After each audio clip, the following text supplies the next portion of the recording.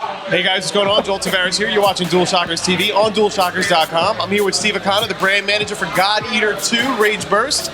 We just had a chance to, or a little earlier on, check out the game and kind of get hands-on time with it.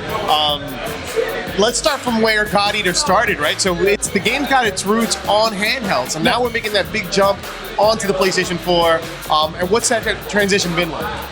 So it's God Eater's kind of like a really interesting title where it's like, there's the fact that it came out on PSP. Like, I mean, you just played the game, and I mean, looking at it, it's hard to imagine like so much content was shoved into like, basically the small UMD. Like, I mean, the way that it's progressed, like it's gone through all these different iterations in Japan where they've been able to look at like what really works well from like the story perspective. How do we fill in those gaps? Like, what were the really like awesome like gameplay elements that we added in like God Eater 2, bringing that back into God Eater Resurrection. So like the games that we're bringing out to the West now with God Eater Resurrection and God Eater 2 Rage Burst are like the absolute best version of these games possible. Plus they're on these new platforms that have really great graphic fidelity. It has the online play for multiple players. It's kind of ringing every bell that's possible. And you mentioned Resurrection. Now, what the cool thing to know about that too is that when God Eater 2 launches, you are running a very cool buy one get one bonus, right? Because we spoke a little bit about the story's narrative and that being an important piece of the whole experience, and you want to make sure that players have an opportunity to capture that entire experience, right? You want to speak on that? Yeah, I mean, like I feel like the story's like most impactful when you understand like the whole world universe and where all these characters are coming from. Like, there's the obvious enemies of like, you have these origami, which are these like kind of godlike creatures that just are devouring everything in the world. And it's like, you can tell that that's an obvious enemy, but the cool thing about the story is that it's a lot more, there's a lot more depth to it. Like there's this organization called Fenrir that's taken, they're the ones that have created the God Arc weapons. They're the last kind of hope for humanity at fighting these monsters, but they also control the whole world, So it's like when you have this ultimate power that sometimes can corrupt,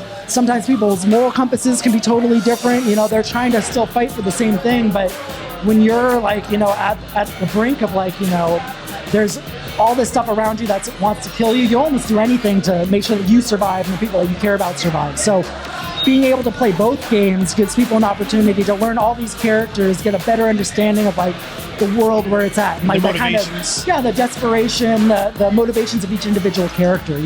God Eater is a very, very story-driven RPG. So it's something where learning about, yourself as the protagonist and how you connect and relate with each of these characters is something really important.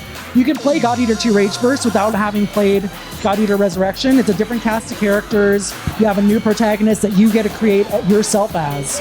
But you do find that there's characters that come back from the previous games that, add more story to it, and it has that and kind of probably more like an when you're seeing them again. Yeah, it's like a little bit of like gamer nostalgia. Gotcha. It's like they've come back. They might have like new moves. They might have different features. They've grown because God Eater 2 Rage Burst takes place 3 years after Resurrection. Nice. So it is pretty much an immediate follow-up on the events that occurred in the first game. Yeah. Now, one cool thing that you touched on, and I feel like a lot of devs don't really take advantage of this, is that this is going to be cross-play and cross-save with the PlayStation Vita. Yes. So, being that the game got its roots on the PSP, it was very much that game that you wanted to take on the go with you. Now you could start on the big screen, continue on the small screen, correct? Exactly. I mean, like, monster slaying style games have always been a core part of that portable gaming culture. And being able to have you just quickly throw your save up to the cloud, whether you're like playing at home and you just want to be able to play on a big screen, or if you want to play it on the go, that type of flexibility to be able to go through on a game that's like so long. I mean, it's like 80 hours base game, about 150 to 200 if you want to do all the side missions, unlock all the weapons, all the blood arts. So that really encourages you to, whenever you have time, just being like, hey, I got it in my pocket, I'm just gonna bust it out, play like a mission or two. It's gonna be like 30 minutes to an hour. That it's in like fun, bite-sized, compact pieces. Perfect for a commute. Exactly. Now, one other thing that you did touch on is that you guys wanted to avoid any kind of confusion when it does come to retail or where you want to pick this game up, and you're not going to incentivize one retailer over another, and just making sure things are good across the board. Yeah, I mean, we always want to try to find good ways to do pre-order programs that incentivize people to pre-order, because I mean that's really something very important to us as publishers is that like that's the sign to our retailers about the strength of a title, you know. So we're always trying to push people to pre-order a game, but you know, as a collector myself, like, you know, sometimes you'll scope out where's the best deal, you know, who has like, you know, one has DLC, one has a physical item. For God Eater, we wanted to make sure that, you know, wherever we had the day one edition, that it included the free copy of God Eater Resurrection and all of the collaboration like game crossover DLC and anime crossover DLC. So all of it being in one package gives people a little bit more opportunity and flexibility to shop where they want to and make sure that they know they're getting the best package possible. Well, that's awesome. Just make sure you're getting God Eater right and early. Yeah, I mean, it's limited. But I mean, if people are like, you know, when we looked at it, we had a digital offer where it's like, you know, if people pre-order God Eater 2 Rage Burst on PSN, you can download God Eater Resurrection right now, and you can start playing it right now in advance of when the game comes out on August 30th. But it's like, you know, I collect a lot of JRPG games, so it's like, I understand when people are like, you know, I want a physical copy. You know, I want to be able to have that box that I can put on our shelf. So that's why we wanted to do like a physical day one where it's like you might have to wait until the 30th to get both games, but at least you have that box with it as well. And now one of the things that I picked up immediately as soon as we played was